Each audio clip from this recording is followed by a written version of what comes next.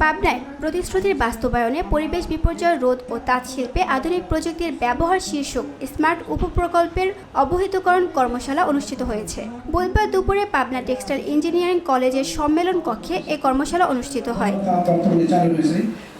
পাবনার প্রতিশ্রুতির সভাপতি আব্দুল মতিন খানের সভাপতিত্বে অনুষ্ঠানের প্রধান অতিথি ছিলেন পাবনা টেক্সটাইল ইঞ্জিনিয়ারিং কলেজের অধ্যক্ষ ইঞ্জিনিয়ার বখতিয়ার হোসেন।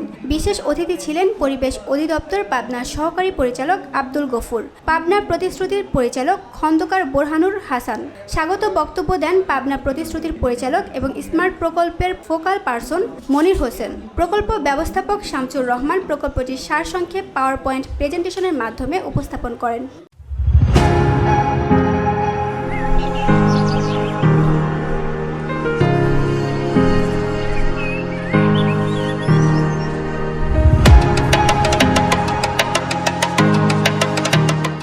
কর্মশালায় বক্তারা বলেন, পাবনা প্রতিশ্রুতির বাস্তবায়নাধীন স্মার্ট তাঁত উপপ্রকল্পটি পাবনা জেলার তাঁত শিল্প উন্নয়নে অগ্রণী ভূমিকা পালন করবে। পাশাপাশি পরিবেশ বান্ধব আধুনিক প্রযুক্তিতে তাঁত পণ্য উৎপাদনে তাঁত মালিকরা লাভবান হবেন বলে আশাবাদ ব্যক্ত করেন।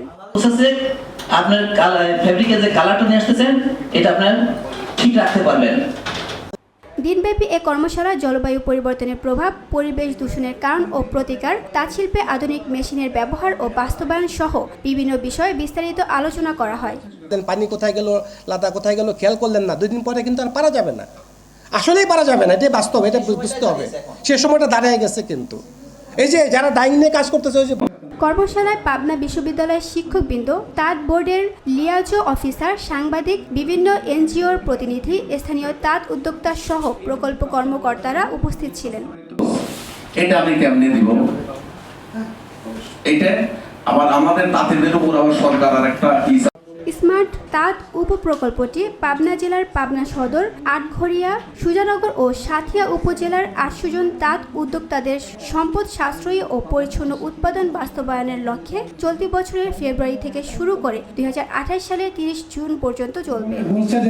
আমরা বাংলা নিউজ ডেস্ক।